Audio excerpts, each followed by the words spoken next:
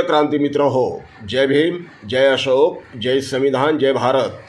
प्रिय क्रांती मित्र हो, मी भीमत्यांतहर राजेश गवई आपल्या सर्वांना क्रांतिकारी जय भीम करतो आणि आपल्या हक्काच्या भीम पॅन्थर या लाडक्या क्रांती वाहिनीवर आपले सर्वांचे महामंगल स्वागत करतो।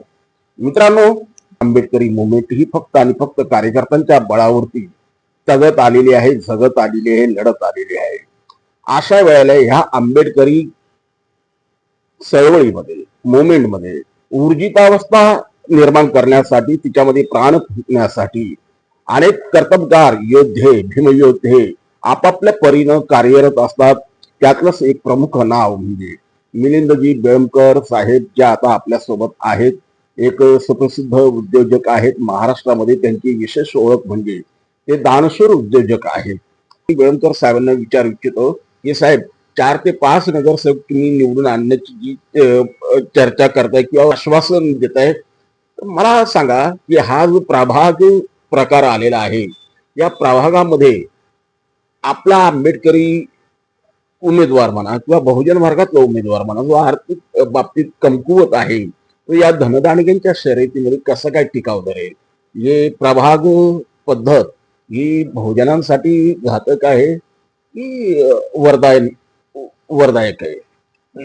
प्रभाग पद्धत ही जी मुळातच आणली, ही सामान्य माणसांना किंवा सामान्य जे कार्यकर्ते आहेत त्यांना डावलण्यासाठी आणलेली आहे। कारण की प्रभाग पद्धतीमध्ये पैशाचा भरपूर गैरवापर होणार आहे आणि युतीकडे, महायुतीकडे किंवा आघाडीकडे हा पैसा किती आहे तुम्हाला सांगण्याची आवश्यकता नाहीये। आपण जर आता बघितलं की मागील 5-6 वर्षामध्ये निवडणूक कशा प्रकारे जिंकल्या गेल्या, हे सर्व जनतेला माहित आहे। पण सामान्य माणूस हा रोजच्या सकाळी निघतो घरातून, ट्रेनचा प्रवास, 8 तास ड्युटी, परत येताना ट्रेनचा प्रवास आणि इतका थकलेला असतो, हे त्यांना प्रश्न विचारायला वेळच नाहीये। तर प्रभाग पद्धतीमध्ये आता जो पैसा तो वाटणारच आहे, त्यांना माहिती आहे हा माणूस मला मतदान करणार नाही, तरी सुद्धा युती, महायुती, आघाडीच्या उमेदवारांना पैसा देणार आहे। पण जनता आता हुशार झालेली आहे। पैसा देताना नाही म्हणलं तर ते दुश्मनी होते, म्हणून ते पैसा घेणार आहेत। पण खरोखरच मी या माध्यमातून सांगू इच्छितो की सामान्य जनता वैतागलेली आहे। सामान्य जनता सामाजिक कार्यकर्त्याला, जो गरीब आहे, सामान्य आहे, यालाच निवडून देणार आहे आता। कारण की यांना माहित आहे हा पैसा घेतील, पैसा देतील आम्हाला आणि परत आम्हाला वेळ देणार नाहीये। कारण ते पैसा दिल्यानंतर पैसा काढायचा कसा, त्यांच्याकडे त्याचं लक्ष राहणार आहे। म्हणून सामान्य जनतेकडे आज मतदार झुकणार आहे। मतदारांना झुकवण्याचं काम आम्ही आमच्या विचारातून करणार आहोत।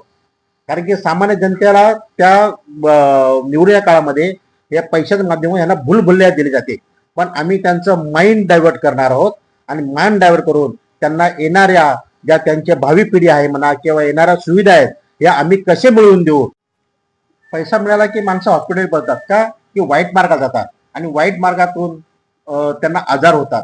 आजारानंतर ते पैसा फालतूच घालवतात। मी त्यांना समजावणार आहे की पैसा हा जीवनामध्ये आवश्यक जरी असला, पैशाशिवाय सुद्धा आपण जगू शकतो। 4 माणसं जर आपल्या बरोबर असेल, मान सन्मान असेल, तर आपण मानाने सन्मानाने जगू शकतो। आणि त्यासाठीच मी असं विचार केलाय की पहिल्या जनतेची कामं, तुम्ही नगरसेवक असून सुद्धा तुम्ही तुमचे व्यवसाय तुम्ही करू शकता। तुम्हाला आम्ही वेगवेगळे या आजूबाजूला आपल्याला एक वरदान दिलेलं आहे, जसं की डोंबिवली MIDC आहे, तळोजा MIDC आहे, अंबरनाथ MIDC मध्ये भरपूर अशी कामं आहेत।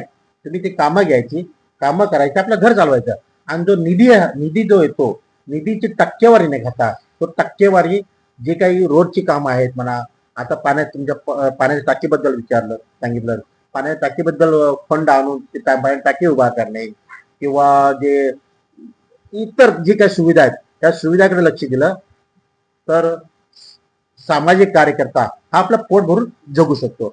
आणि माझ्या जे कल्पना जी माझ्या मनामध्ये आली की पोट भरण्यासाठी आपण काम करून कसाही करू शकतो, पण फंड जो आहे पूर्णपणे आपला विकासासाठी गेला पाहिजे। या ठिकाणी साहेबांची ही संकल्पना अतिशय अभिनव अशी संकल्पना आहे, जिचं खरं म्हणजे अनुकरण राज्यातीलच नव्हे तर देशातील इतर राजकीय पक्षांनी सुद्धा करायला हरकत नसावी. साहेब, आपण उमेदवार किती उभे करणार? बघा, आता कल्याण पूर्वमध्ये तर आपण चांगला परिचित आहोत. कल्याण पश्चिम मध्ये पण जी सामाजिक ऐक्य परिषद आहे हीच गाजलेली आहे. तुम्ही आता सांगितलं की पूर्ण महाराष्ट्रामध्ये सामाजिक ऐक्य परिषदेचं दखल घेतली गेली आणि कल्याण डोंबिवली महानगरपालिकेमध्ये जे 15 वर्ष मी वेगळ्या प्रकारे सामाजिक काम करत आलेलं आहे. मुलांना शिक्षणासाठी म्हणा किंवा वेगळ्या प्रकारे मदत केलेली आहे. एक रिस्पेक्ट माझा आहे, तर त्या रिस्पेक्टचा फायदा मी त्या जे सामान्य कार्यकर्ते त्यांना देण्याचा माझा विचार आहे. साहेब, आपण उद्योजक आहात, आपल्याकडे हजारो कामगार कामाला आहेत.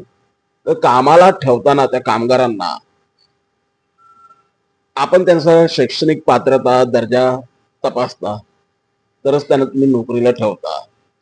तसं उमेदवारी देताना उमेदवारांची काही पात्रता आपण तपासणार आहात काय? खूप चांगला प्रश्न विचारला. मला जवळजवळ 20 वर्षाचा वेगवेगळ्या प्रकारे इंटरव्ह्यू म्हणजे मुलांची मुलाखत घेण्याचा मला अनुभव आहे. मुलगा जेव्हा माझ्याकडे इंटरव्ह्यू येतो, तर दारामध्ये आल्यानंतरच मला समजतो हा मुलगा आपल्या लायकीचा आहे की नाही.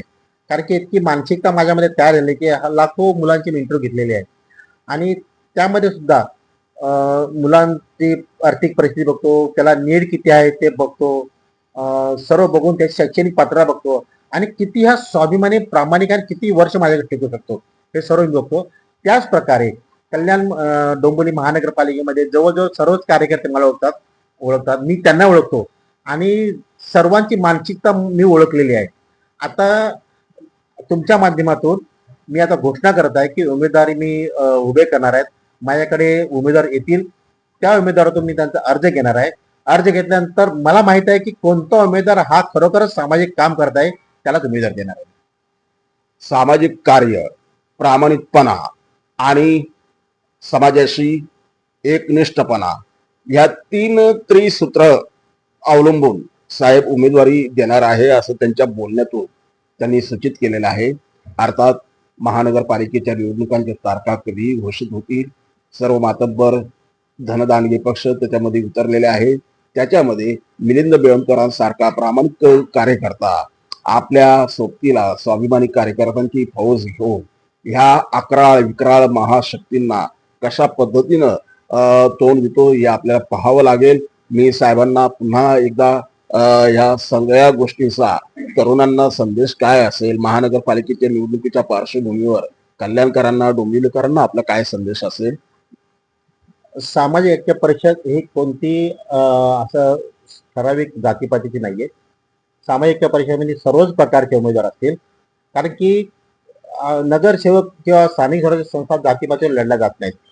आजकाल हे जातीपाती राजकारण खूप गाजलेलं आहे महाराष्ट्रामध्ये. याला मी पूर्णपणे फाटा देणार आहे. जे खरोखरच सामाजिक कार्यकर्ता असेल त्याला निवडून देणार आहे. आणि तुम्ही पहिलं सांगितलं की विचारला मला प्रश्न, आंबेडकरी चळवळ हा बालेकिल्ला मानला जातो.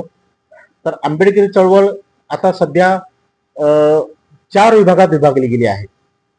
त्यांना कोणताही असा रस्ता दिसत नाही, पर्याय दिसत नाही आणि तो पर्याय ते मिलिंद बेळंकर हा गृहीत धरू शकतात. कारण आतापर्यंत सर्वच पक्षात त्यांनी बघितलेला आहे आणि सर्व पक्षामध्ये त्यांना काहीच मिळालं नाहीये. कार्यकर्ते राहिलेले आहेत. मी मागील 15 वर्ष निवडून लढत असताना मी बघितलं आहे की आंबेडकरी जी चळवळीचे जे कार्यकर्ते आहेत ह्या महायुतीकडे किंवा ते कारण त्यांची युती आहे, महाआघाडी आहे, मग त्यांना वरून आदेश जातो, जा महायुतीकडे जा, या उमेदवाराकडे जा, तिथून तुम्हाला फंड मिळेल. आणि कार्यकर्ते अक्षरशः त्यांच्या दारात जातात आणि सांगतात की आम्ही ह्या पक्षाचे आहोत, आम्ही तुमच्याबरोबर युती आहे, आम्हाला आमच्या कार्यकर्त्यासाठी फंड द्या. पण अक्षरशः त्यांना लाताडलं जातं, त्यांना हाकलून दिलं जातं, त्यांना शिव्या दिल्या जातात आणि ते नंतर माझ्याकडे रडत आलेले आहेत की साहेब असं असं आहे, आम्हाला खूप इन्सल्ट झालेला आहे. तर खरोखरच तुम्ही आंबेडकरी चळवळीचे वैचारिक आहात, आंबेडकरी विचाराचे वारसदार असाल, तर आंबेडकरी चळवळीने किंवा आंबेडकरी जे विचाराचे जे नेतृत्व आहे किंवा कार्यकर्ते आहेत त्यांनी ध्यानात घेतलं पाहिजे की पर्याय म्हणून या कल्याण डोंबिवली शहरामध्ये हा बेळंकर आहे. मी तुम्हाला शब्द देतो, मी कोणाच्या दारासमोर तुम्हाला जाऊ देणार नाही. आणि जे काही तुमची गरज असेल विभागातली ती भागवण्याचं काम मी प्रामाणिकपणे करणार आहे. इतकंच मी आंबेडकर चळवळ सांगू इच्छितो. आंबेडकर चळवळीच्या ज्या कार्यकर्त्यांनी इकडे तिकडे जाऊ नये. आज बघायला गेला तर कुणी बाण हातात घेऊ नये, कुणी कमळ हातात घेऊ नये, आणखी काही असं पक्ष तर घेऊ नये. एकमेव आंबेडकर विचाराच्या उमेदवार किंवा एक म्हणतो ना आपण, हा महाराष्ट्र हा संतांचा देश आहे, महाराष्ट्र हा सर्व याचा आहे, तर त्या विभागात त्या माध्यमातून आपण निवड लढणार आहोत. या ठिकाणी बेळंकर साहेबांनी अत्यंत भावनिक असं आवाहन केलेलं आहे की दीड दमडीसाठी कोणाची लाचारी पत्करू नका, स्वतःला विकू नका, समाजालाही विकू नका. आपला बहुजन समाज हा स्वाभिमानी आहे आणि एकूणच महाराष्ट्र धर्म आपण पाळणारे आहोत. आपण कोणत्या जाती मानणारे नाही, आपण कोणत्या धर्माला मानणारे नाही, तर आपण फक्त आणि फक्त महाराष्ट्र धर्म पाळतो. आणि हा महाराष्ट्र धर्म जर तुम्हाला टिकवायचा असेल तर स्वतःला कोणत्याही बाजारामध्ये विकू नका. तुम्हाला पर्याय जर हवा आहे तर मी स्वतः हा पर्याय निर्माण करून देतोय. आणि अर्थात बेळंकर साहेबांच्या बोलण्यातून आता एक गोष्ट मात्र निश्चित निष्पन्न झालेली आहे, ती म्हणणार नाही युती विरुद्ध महाविकास आघाडी अशी फक्त दुरंगी लढत होणार नाही. क्रांती मित्र हो, भीम पॅंथर या आपल्या हक्काच्या यूट्यूब चॅनलला कृपया सबस्क्राईब करून आम्हाला विषमतावादी शक्तींच्या विरोधात लढण्यासाठी बळ द्या, शक्ती द्या, ऊर्जा द्या. कमेंट करा, लाईक करा, शेअर करा.